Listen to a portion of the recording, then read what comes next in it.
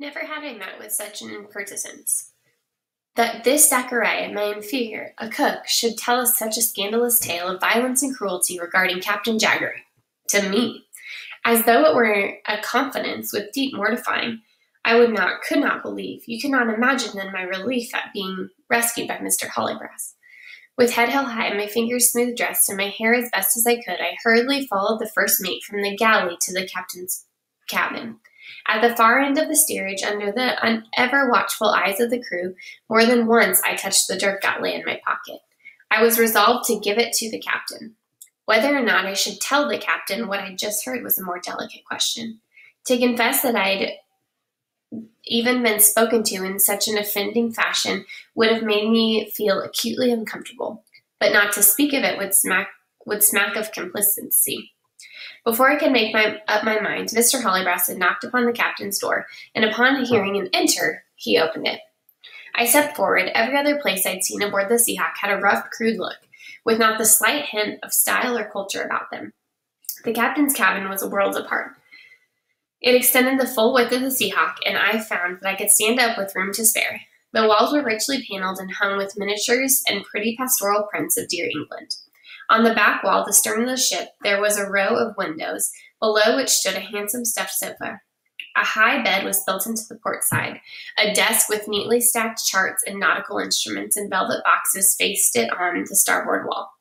Next to the desk was the iron cabinet that I took to be a safe, not unlike my father's.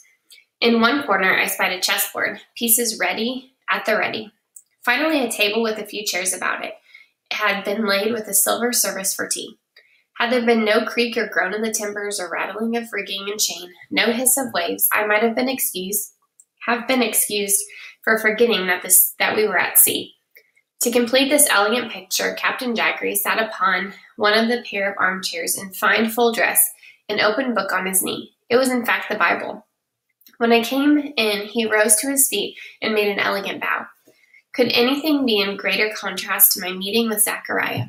I was charmed. "Miss Doyle," he said, "how kind of you to visit." Wishing to present myself in the best possible fashion, I moved forward with one hand out. He took it graciously, then he turned to the first mate. "Mr. Hollybrass," he said briskly, "that will be all." Mr. Hollybrass presented a salute and retired. "Miss Doyle," Captain Jaggery continued with a gracious smile, even as he carefully closed and put down his Bible, "would you be good enough to sit?" He held the other upholstered seat out for me. "Thank you," I said, thrilled to be treated in a ladylike fashion. "You seem surprised," he said, "to find such a fine things in my cabin." I blushed that he should discover me so. "It is very nice," I admitted. "How gracious of you to appreciate it," he said smoothingly. "It's not often I have a person of cultivation like you aboard my ship to notice. I fear a crew such as mine, with little liking of good taste or a last order, it offends them. But then you and I, people of class, we understand the better things of life, don't we?" Again I blushed, this time with pleasure. "May I," he said, "offer you some tea?" I was awash with tea, but was not about to refuse him. "Some biscuits," he offered, and a tin of Scottish thins. I took one and nibbled daintily, crisp and buttery, delicious. "A ship like the Seahawk," he went on, "is not designed for comfort, but for commerce," meaning ships that are good for trade, for making money. "Still, I do the best I can." He poured a cup of tea himself. "I was informed," he said, resuming his seat, "that you had recovered, and was so glad to hear it. May I urge you, Miss Doyle, to promenade in the fresh air as much as possible. You will soon be as healthier than you ever were." "Thank you, sir. It is regrettable that those other two families could not join us. They would have made your voyage that much more pleasant. Mine, too." "Yes, sir," he smiled. "Do you know I have a daughter? Do you?" He got up, removed a little picture from a wall, and held it for me to see. It was the face of a dear little child, her eyes large, her mouth sweet. Victoria is her name. She's only 5. Someday I hope to have her and her mother on board with me. But for the moment, the child is too delicate. "She's very lovely," I said, reaching for the picture. He drew it back as if he was unable to part with it, even for a moment. "If I may take the liberty of saying so, Miss Doyle, you and she could be charming sisters. I do miss her," he said, lingering on the picture in a most affecting way. Then he placed it carefully back on the wall, never for a moment taking his eyes from the child's face. He turned about. "Are you comfortable in your cabin?" he asked. "Oh, yes, sir," I assured him. "A little cramped, no doubt. Only a little. Miss Doyle, I offer you the freedom of the ship. As for meals, you may join me whenever you choose. I don't think you will find the crew to your liking, of course, but there will be no harm in being friendly to them. The truth is, you will do them a world of good." "It's kind of you to say so, sir," I replied, appreciating the compliment. He was watching me with an earnestness I found irresistible. "Talk to them, Miss Doyle," he urged them. "Show them a little softness. Read to them from your moral books. Preach the gospel if you have a mind. Listen to their tales. I promise they will fill your heads with the most fantastical notions." "I'm sure, sir," I said, thinking back to all that Zachariah had told me. The captain's behavior at tea was proof enough for me of his true goodness. "I gather," he continued, "that Mr. Zachariah has already befriended you." I drew myself up. "He's been a bit presumptuous.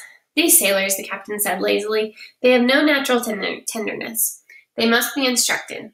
He studied me a while. "How old are you, Miss Doyle?" 13, sir." "And your father? I understand he's an officer of the company that owns the ship?" "Yes, sir." He smiled. "Then you see, I have even more reason to make sure your time with us is as comfortable as possible. I shall want a good report from you."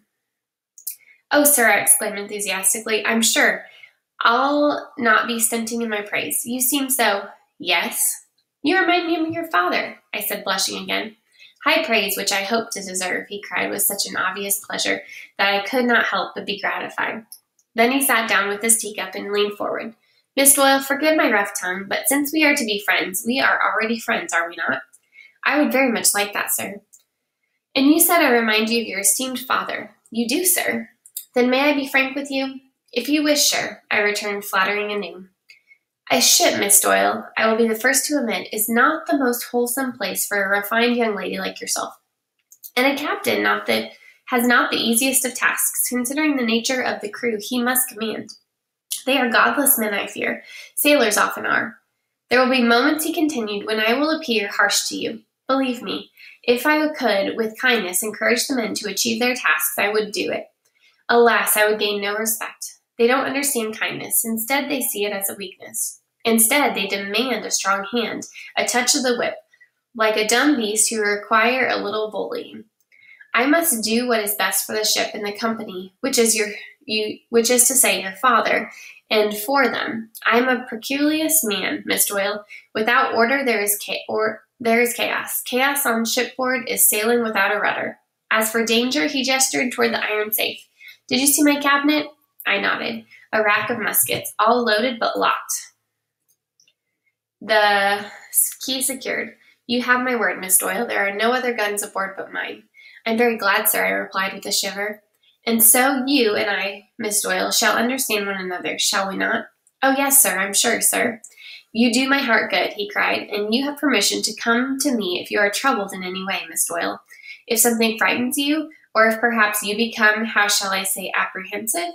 If you hear rumors among the men, this crew, like all crews, grumbles and complains. You go to school?" he asked suddenly. I nodded. "And though you love it and love your mistress, I'm sure even you and your companions have critical things to say." "I'm afraid so. It's much the same here, Miss Doyle. All friends, but a few grumbles too.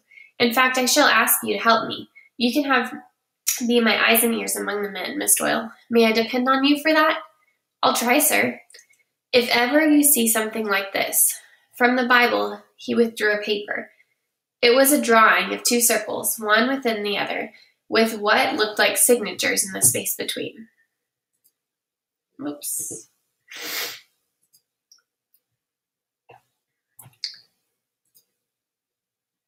I looked at it blankly. "A round robin," he said. "The men sign it this way so no name shall appear on top or bottom. How typical of them not to accept responsibility for their wayward actions. It's kind of a pact." "I don't understand." "Miss Doyle, those who sign such a thing, a round robin, mean to make dangerous trouble, for me and you. If ever you see one about the ship, you must tell me immediately. It might save our lives." "Well," he said briskly, changing his dark tone as he put away papers, "I believe you and I shall be friends." "Oh, yes, sir," I assured him. He drank the last of his tea. "Now, is there anything I can do for you?"